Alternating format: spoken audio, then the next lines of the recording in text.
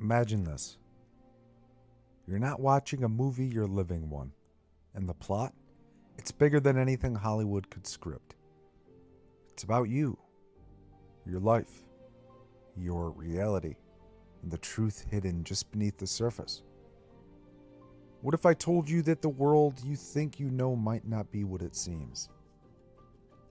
That behind the everyday motions, the job, the routine, the social media scrolling, the endless emails, the meetings that feel like they go on forever, the quick trips to the grocery store, paying the bills, keeping up with the news, sitting in traffic, zoning out to Netflix, following the workout schedule, hearing your phone ping with notifications, planning the weekend that never feels long enough, managing family commitments, remembering birthdays, attending school events, catching up on laundry, scrolling through headlines, juggling work deadlines, squeezing in self-care, trying to stay healthy, organizing the house, prepping for the next day, and crossing items off a never-ending to-do list. There's something else at play. A system designed to keep you asleep, to keep you from realizing the full power of your own existence. Sound like science fiction? Think again. The Matrix isn't just a movie, it's a metaphor for the reality we're all living in. But here's the twist. It's not just Neo that has to wake up. It's all of us. In this deep dive, we're going to unpack how this film mirrors the very world we live in and how it challenges us to wake up, see the truth, and break free from the systems that bind us. As you watch this and listen, consider for a moment that The Matrix might not be just a science fiction movie. It's a reflection of the systems that shape our lives every day. Systems of control, surveillance, and illusion that we often don't realize we're part of. Think about how we live in a world where our choices are subtly manipulated, our identity is shaped by what we consume online, and our reality blurred by digital distractions. Like Neo, we're faced with a choice. Continue moving through life, unaware of the forces that guide us, or start asking the uncomfortable questions. It's not some far-off dystopia. This is about the world we live in right now. The question is, how deep are you willing to look? And what are you willing to see when the veil is lifted? Welcome to the real-life documentary where the story is your life, and the question is, will you take the red pill? I mean, ever wonder if you're like the only one awake in a world of sleepwalkers? Sometimes it feels like you're surrounded by people just going through the motions. Almost like they're stuck in their own loops, oblivious to the deeper truths just beneath the surface. You might hear them be called NPCs, non-player characters, people who seem to exist in a program, unaware of the real game being played. If that hits home for you, if you're one of the few who can see past the surface, then you're already starting to break free. And that brings us to The Matrix, a movie that's really about more than dodging bullets in slow motion. It is about the journey to waking up and seeing the truth behind the world we live in. But here's the thing, escaping the Matrix isn't just about freeing your mind. It's about having the courage to face reality as it really is, with all the discomfort and uncertainty that comes with it. At its core, The Matrix invites us to question one thing, reality. It poses that unsettling idea, is the world we experience truly real, or is it an elaborate illusion? It's this question that Neo, our main character, wrestles with, just like many of us do. This idea taps into something much older than sci-fi. It echoes Plato's allegory of the cave, where people mistake shadows for reality, unaware there's a whole world beyond what they're seeing. Neo's journey from an ordinary guy to the One is a modern take on this ancient philosophical idea, and it mirrors our own quest to seek the truth in a world that feels, at times, engineered to keep us in the dark. It's like that choice between the red pill and the blue pill. In the film, Neo's choice to take the red pill, to face the unknown, is symbolic of the existential dilemma we all face. Are we content to live in a comfortable illusion, or do we have the courage to dive into the unknown to discover the truth? That moment, the red pill or blue pill moment, brings up big questions from philosophy. Think Descartes, who doubted everything until he found one undeniable truth. I think, therefore I am. The film invites us into that same level of doubt. Are we willing to peel back the layers of reality to find what's real? This question of perception and reality doesn't just stay in the abstract. It hits home today in ways Jean Baudrillard probably never imagined when he wrote about hyperreality. The idea that our perception of reality is increasingly shaped by artificial simulations. Look at the world we live in now. Social media, digital personas, influencers living lives that might not even be real. Are we still seeing reality, or are we just staring at a screen? The Matrix was ahead of its time in asking, are we mistaking simulations for reality? Today, as we navigate endless social media feeds and virtual experiences, this question feels more relevant than ever. It's a challenge to step back and ask, are we plugged into the Matrix without even knowing it? As Neo's journey continues, his battle with Agent Smith becomes a metaphor for another big question. Do we have free will, or are we just reacting to forces beyond our control? Smith sees humanity as predictable, expendable, a virus, really, in his words. He represents the extreme end of determinism, the belief that everything is just set in stone, controlled by external forces, and we're just along for the ride. Neo, on the other hand, represents the opposing view, that we can break free, make our own choices, and shape our own destiny. This conflict between Smith and Neo isn't just about fighting machines, it's about fighting the idea that we're powerless. In a world where we often feel like cogs in a machine, the question hits home. Do we have the power to choose, or are we trapped in a role we didn't ask for?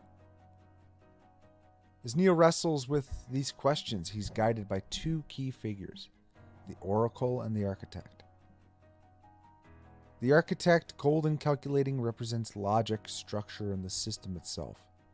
The Oracle, on the other hand, is warm, wise, and intuitive. She represents something deeper, intuition and understanding that goes beyond mere logic. In our own lives, we often find ourselves caught between these two forces, the need for order and structure and the pull of intuition and chaos.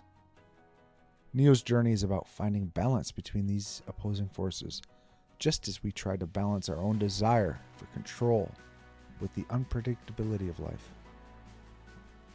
Then there's the more obvious symbolism, Neo as a Christ figure. His transformation from a lost individual to a messianic figure isn't just about becoming a hero. It mirrors the story of Christ, sacrifice, death, and resurrection. But here's the twist. Neo doesn't just sacrifice himself for humanity in a straightforward way. His sacrifice breaks the entire system. By choosing to give himself, he shows that true freedom doesn't come from rebellion or resistance.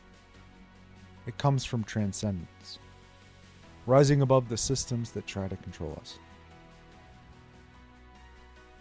Now, this theme taps into ancient Gnostic traditions where the material world is often seen as flawed, and only through gnosis, a deep internal knowledge, can one escape the confines of this illusion. Neo's journey is essentially a Gnostic quest, where awakening becomes the ultimate act of liberation.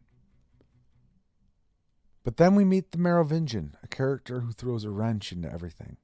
He argues that free will is an illusion, that everything boils down to causality, actions and reactions.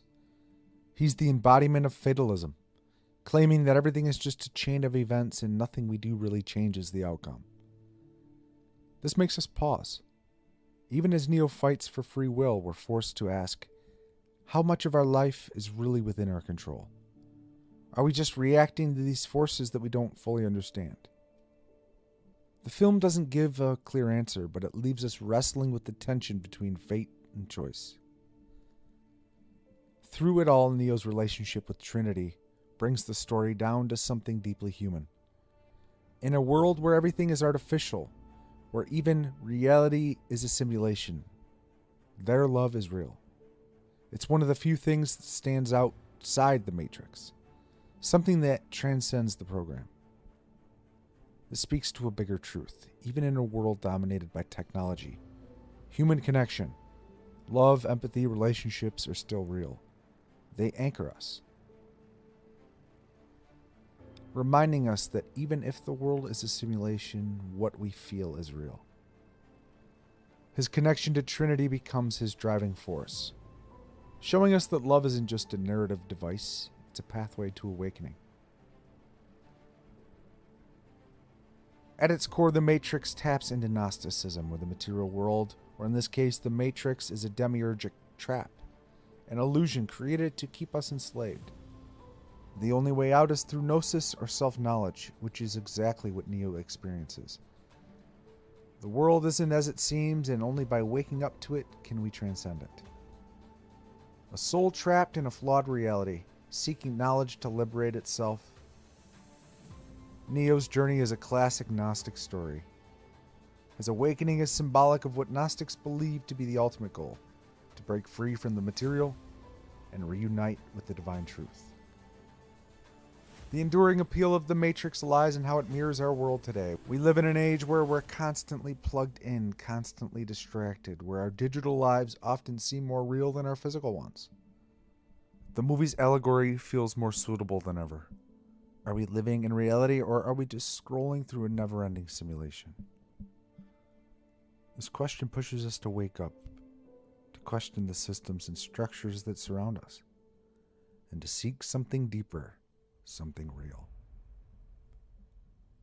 In the end, the Matrix is about one thing: awakening. It's about seeing past the illusions that surround us, whether they're created by society, technology, or even our own beliefs. It's about having the courage to question, to challenge, and to break free. Just like Neo, we're all faced with a choice: the red pill or the blue pill. Do we stay in the comfort of what we know, or do we risk everything to discover the truth?